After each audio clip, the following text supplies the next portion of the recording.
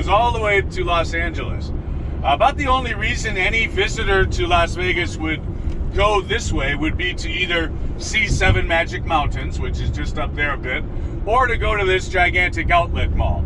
However, most people have an outlet mall, near where they live. The one in Scribble, right there. Yeah, the Tanger. Yep. Anyway, this one's big. It's very popular with the international crowd. I had a couple of nurses from Poland here 2 weeks ago, and they spent over $4,000 at the Levi's store. What? I know, and she laughed and showed me the list of everyone she worked with and said, okay, here's my son's size, here's my daughter's size, this is for my husband. Levi's in Poland are about €75, which is just over $100. Wow. And the ones here, $30. So anyway, that's kind of the only reason they come down here. When we look to the right, Las Vegas is in the Mojave Desert. And that lot right there, again, another one of these lots that looks like there used to be something there. There was never anything there. That's what 99% of Nevada looks like, right there. That is the Mojave Desert. There's no sand in the desert. It's just empty, space. Land is very cheap in these parts compared to other places. There's one area we're going to be where you can buy 10 acres of land with power, electric, all hooked up for $40,000. Wow. Yeah, not here, but still, land here is very cheap. We're getting a lot of people moving to Las Vegas from California. The real estate in California has gone just crazy. I know it's gone up, but in California it's just gone nuts. So a lot of the people who are moving here are younger families trying to start out life. You can buy a brand new 3-bedroom house for around $300,000, $350 maybe, which isn't nothing, but compared to California, it's at least doable. The house is there. I don't know if you ever watch House Hunters on HGTV. Yeah, I love that. Those starter homes are $700,000, and you wonder, what do you people do for a living? How is that even an option? At 25 years old. But so we're getting a lot of people. My next door neighbor is a good example. He lived in San Francisco. His wife was a French professor at Stanford, beside the point. However, they lived in a 2-bedroom condo. He said was really average, but it was in a very nice area. And he bought it for $350,000 in 2006. He just sold it for $910,000. Wow. 2-bedroom condo. So he just moved here and paid cash for a 4-bedroom house, bought a boat, threw a few $100,000 in the bank, and they retired. They're not even 50. So that story is happening dozens of times every single day. And a lot of the, as I mentioned, people who are moving here are younger. So it's not a retiring crowd. It's a younger people crowd. So there are many small casinos off the strip, popular with locals and also popular with people who visit Vegas from Phoenix or Los Angeles. We get a lot of people who visit 4, 5, 6 times a year. And they are kind of over the whole Caesar's Palace experience.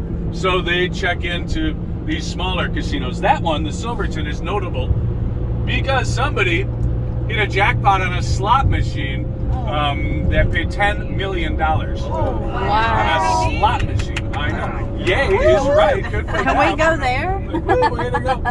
But these places still have the $4.99 buffet, the old Vegas where you can get drinks for $1.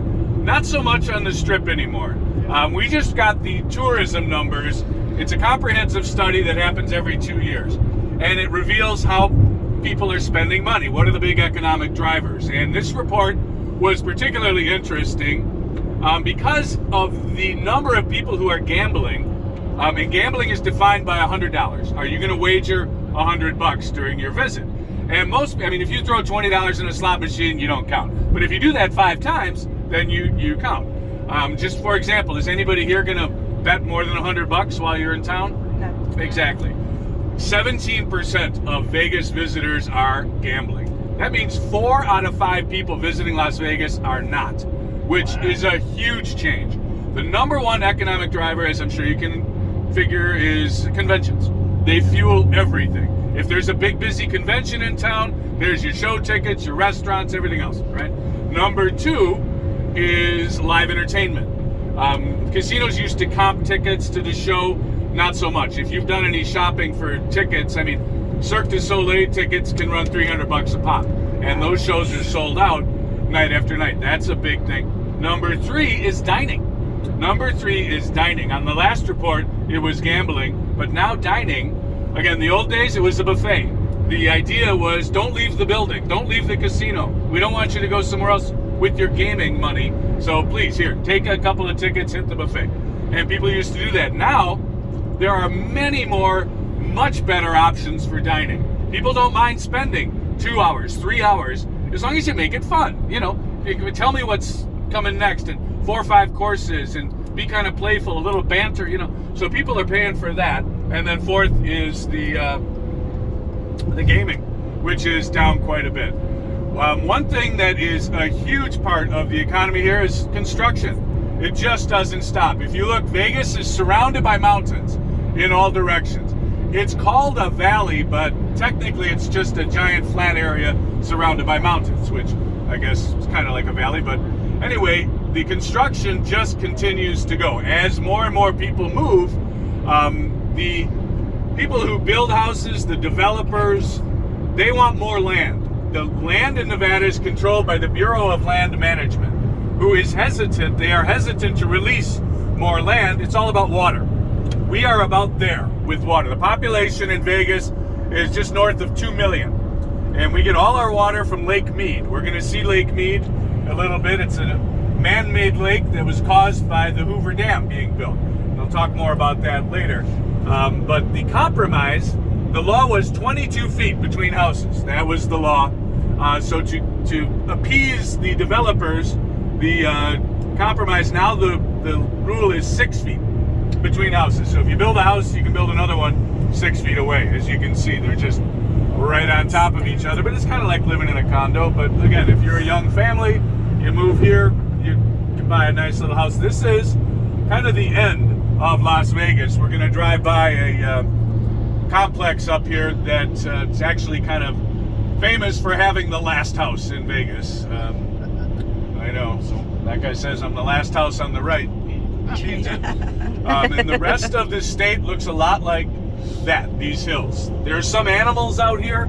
Pretty rare to see them at this time of day. Most animal business in the desert pretty much over by 7 a.m. They get up pretty early. There are big tortoises walking around out there. There's gophers, rabbits, chipmunks, little chipmunks. Their tail is up and they just kind of hobble up. They're always running wherever they're going because there are hawks who are looking for the chipmunks. But there's a few coyotes, not many. There's some snakes. We're not going to see any snakes today. I've never seen a snake on this tour, but they are out there.